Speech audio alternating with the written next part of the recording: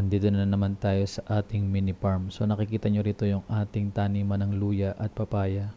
So dito isi-share ko kung paano ko napadami yung aking luya nang wala akong ginagastos. So ito ay mahigit kumulang 20 kilo na punla. Punla lang yun pero nagsimula ako. Kung maalala nyo yung tanim ko dati sa gilid ng bahay, doon ako nagsimula. So yan ay parang 2 kilo lang mahigit yung aking na-harvest dyan. Pero yung na-harvest ko na yan, pinarami ko ulit yan. Tinanim ko ulit yan para makapagsimula ulit ako ng mas madami. Ang luya ay napakadaling alagaan.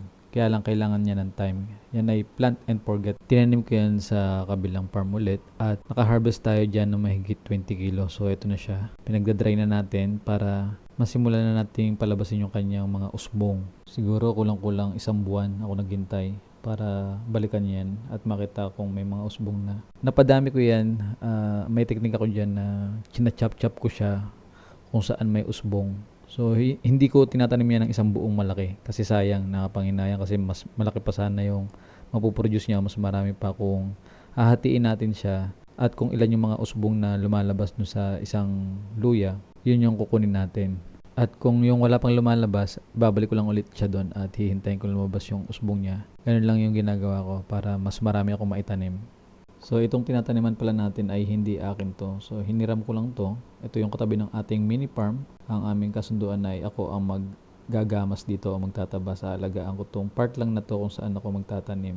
Naland prep ko na to matagal na. So ngayon ko lang siya taniman kasi hinintay ko munang mabulok yung mga nagamas ko rito para kahit paano tumaba yung lupa. Kasi hindi ko alam kung ano yung mga previous na tanim dito kaya kinascatter ko yan para magkaroon ng organic matter. So, ito na siya ngayon. Siguro maghahantay-hantay pa tayo ng mga by January bago ko ma-harvest to.